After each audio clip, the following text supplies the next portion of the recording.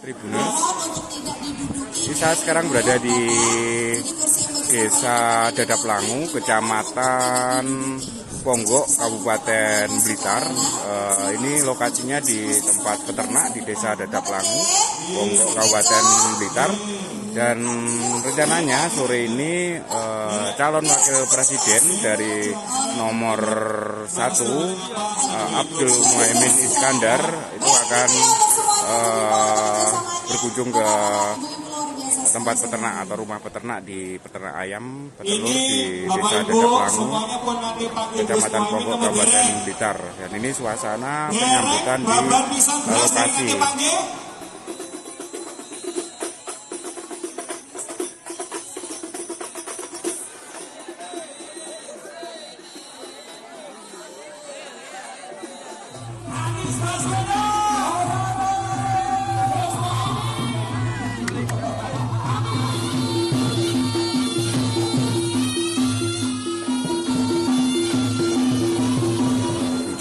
Capres nomor urut 1 Muhaimin Iskandar di peternak ayam di Ponggok, Kabupaten Blitar. Pajar untuk muda jar.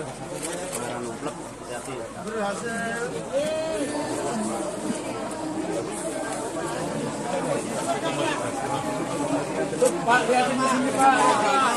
Promosi telurnya sehari 2 kali makan. Sehari makan telur. Sehari 2 telur insya Allah protein terpenuhi.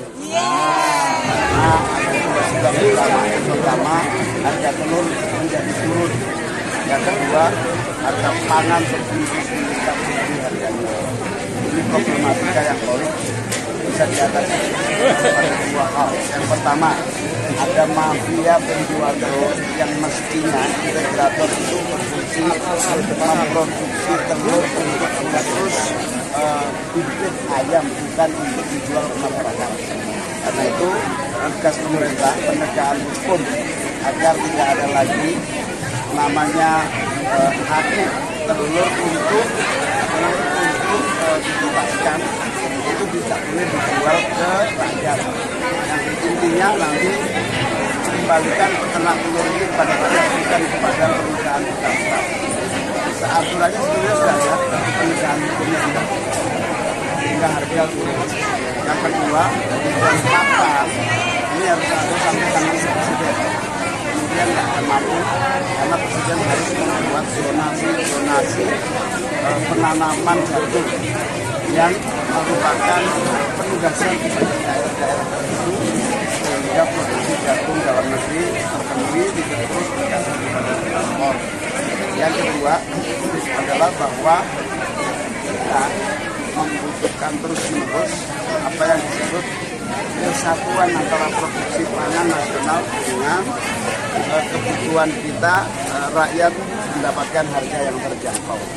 Kami menawarkan kepada rakyat sebuah sistem revolusi agromaritim di mana pemerintah menjadi penyangga. Misalnya pakan ternak mestinya tersedia dengan harga yang stabil karena apa? Bulog dan pemerintah berfungsi menjadi penyangga, membeli jagung-jagung produksi pertanian, kemudian di stok sebagai buffer stok, lalu off-taker membeli semua jagung-jagung yang diproduksi petani, sehingga ketika peternak butuh, jagung selalu tersedia dengan harga yang tepat. Yang kedua, pemerintah juga harus menyediakan infrastruktur. Kalau di pertanian tentu saja pupuk, irigasi air. Kalau di peternakan butuh transportasi sekaligus apa yang disebut sebagai kebutuhan untuk melindungi seluruh bahan-bahan produksinya.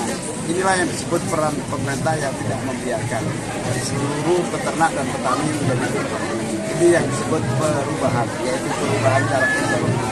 Dari masukan tadi memang harus presiden yang berbuat, tidak mungkin lagi dilakukan lagi. Kalau misalnya nanti setelah dilantik, misalnya jadi terus dilantik langsung akan jadi presiden. Betul, setelah dilantik karena ini mendesak sudah 5 tahun ngos-ngosan. Ini tadi saya kunjungi tempat peternakan sudah separuh lebih tutup. Di mana-mana begitu. Dan ini sudah 5 tahun terjadi.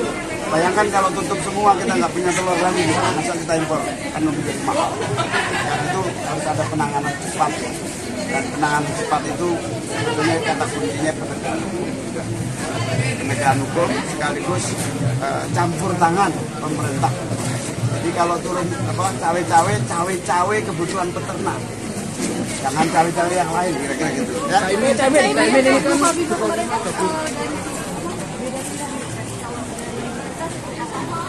Ya, biasa kan setiap pilpres itu masing-masing punya hak demokrasinya. Ya, saya yakin rakyat, bukan elit-elit ya, rakyat yang berideologi NU, insya Allah pasti amin. Orang yang punya ideologi NU pasti istiqomah pada amin. Saya meragukan ke NU-nya kalau tidak milih amin. Berarti kan perubahan pola pikir kemarin Pak Ganjar mulai menyuarakan narasi berbahaya. Pak Ganjar mulai menyuarakan Itu baru top.